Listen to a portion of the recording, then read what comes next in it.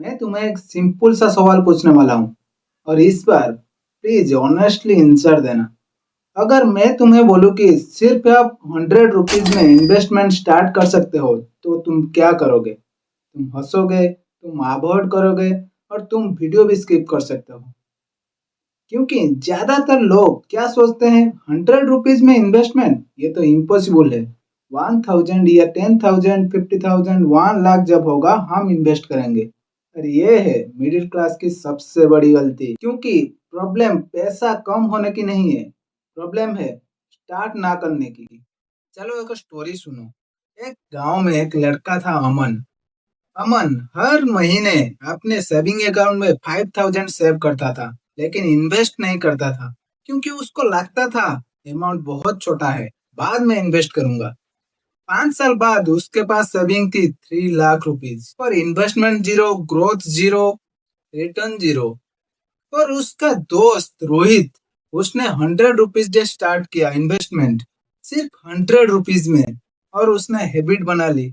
अब हम बिल्कुल बेसिक से स्टार्ट करते हैं। अगर तुम बिगनर हो तो ये पार्ट को स्किप मत करना, क्योंकि ये है फाउंडेशन।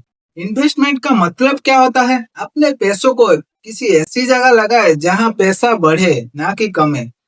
एग्जाम्पल, अगर आप 100 रुपीज अपने पॉकेट में रखते हो तो 1 साल बाद वो कितना होगा? 100 रुपीज।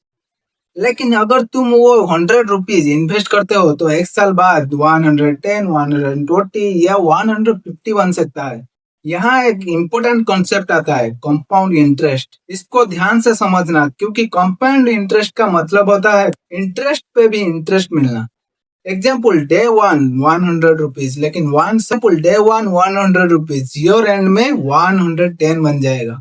नेक्स्ट ईयर 100 पे नहीं, 110 पे इंटरेस्ट मिलेगा।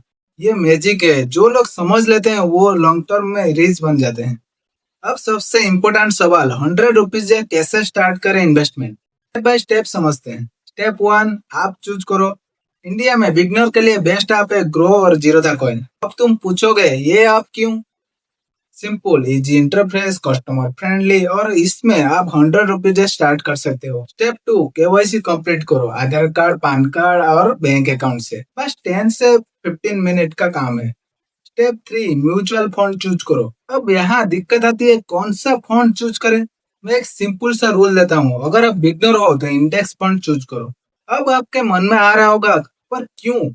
लो रिस्क और स्टेबल ग्रोथ के लिए म्यूचुअल फंड एक्सपर्ट मैनेज करते हैं और लॉन्ग टर्म के लिए ये बेस्ट है। स्टॉक्स, हाई रिस्क और हाई रिवार्ड्स, लेकिन नॉलेज रिक्वायर्ड होता है। आप जैसे जीरोधा काइट और ऑप्स्टॉक्स यूज कर सकते हो। डिजिटल गोल्ड, आप जैसे पेटीएम, फोन पे, यहाँ आप 100 रुपीज से गोल्ड खरीद सकते हो। अब मैं तुम्हें एक एग्जैक्ट प्लान देता हूँ, ध्यान से सुनो। 100 daily investment plan. Split 50 for mutual fund, split 50 for mutual fund, 30 for gold और 20 फॉर लर्निंग और एक्सपेरिमेंट।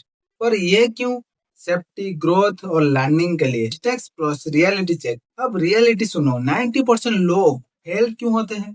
क्योंकि वो जल्दी प्रॉफिट चाहते हैं, फिर में सेल कर देते हैं और कंसिस्टेंसी ब्रेक कर देते हैं। मैं तुम्हें एक चैलेंज देता हूँ, आज से 100 रुपीज इन्वेस्टमेंट स्टार्ट करो।